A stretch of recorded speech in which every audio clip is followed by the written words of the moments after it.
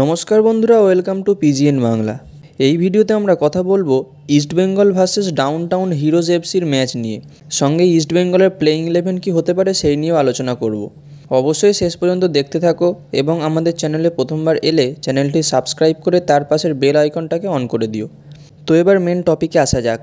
অন্যবারের তুলনায় ইস্টবেঙ্গল এবারে অনেকটা স্ট্রং এবং ব্যালেন্স টিম বানিয়েছে, সেই বিষয়ে কোনো সন্দেহ নেই। হেক্টর ইউজ থেকে সাইন করিয়ে ডিফেন্সকেও আরও শক্তিশালী করে নিয়েছে।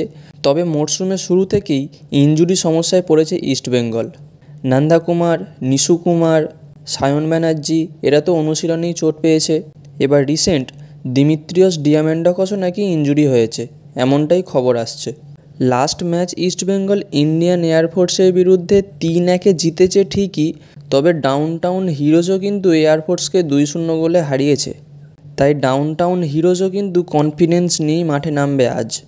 এই গ্রুপে সবথেকে দুর্বল টিম ইন্ডিয়ান এয়ারফোর্স, সেখানে অবভিয়াসলি মাদির তালাল ব্রিলিয়ান্ট খেলেছে, আগের দিন ম্যাচে সেরা হয়েছে।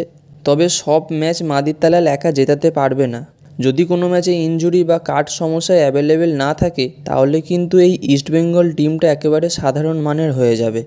এবার ইস্টবেঙ্গলের প্লেইং 11-এর কথা বললে আমার যা মনে হয় স্টার্টিং 11-এ কিছু পরিবর্তন আসবে না। এয়ারফোর্সের বিরুদ্ধে যে টিম নামিয়েছিল সেই টিমই নামাবে আজ। 4-2-3-1 ফরমেশনে টিম সাজাবে আজ কার্লোস কোয়াদ্রাত। সেখানে গোলকিপার পজিশনে থাকবে প্রভসুকান সিং গিল, রাইট ব্যাক পজিশনে মোহাম্মদ রাকিব এবং লেফট ব্যাক পজিশনে মার্ক জোথান পুইয়া।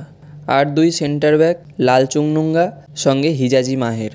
এবং দুজন সেন্ট্রাল ডিফেন্সিভ মিডফিল্ডারে থাকবে সল ক্রেসপো সঙ্গে জেকসন সিং। আর রাইট উইং থেকে অপারেট করবে সৌভিক চক্রবর্তী এবং লেফট উইং থেকে নাওরে মহেশ সিং। তারপর নাম্বার 10 রোলে থাকবে মাদির তালাল এবং সিঙ্গেল স্ট্রাইকার ডেভিড। তবে সাবস্টিটিউট হিসাবে হয়তো আজকে দিমিত্রিয়স ডিয়ামেন্ডাকসকে দেখতে পাবো না আমরা, কারণ প্রথমেই বললাম তার ইনজুরি আছে। আজ হয়তো অ্যাজ এ সাবস্টিটিউট ক্লেইটন সিলভাকে দেখা যেতে পারে। তবে আর একজন প্লেয়ার আছে ইস্টবেঙ্গলের স্কোয়াডে, যার নাম হেক্টর ইউস্তে। তাকে ডুরান্ড কাপের স্কোয়াডেও রেজিস্টার করিয়েছে ইস্টবেঙ্গল, তবে এখনও কলকাতায় এসে পৌঁছয়নি। সে হয়তো ডাইরেক্ট ডার্বিতেই মাঠে নামবে।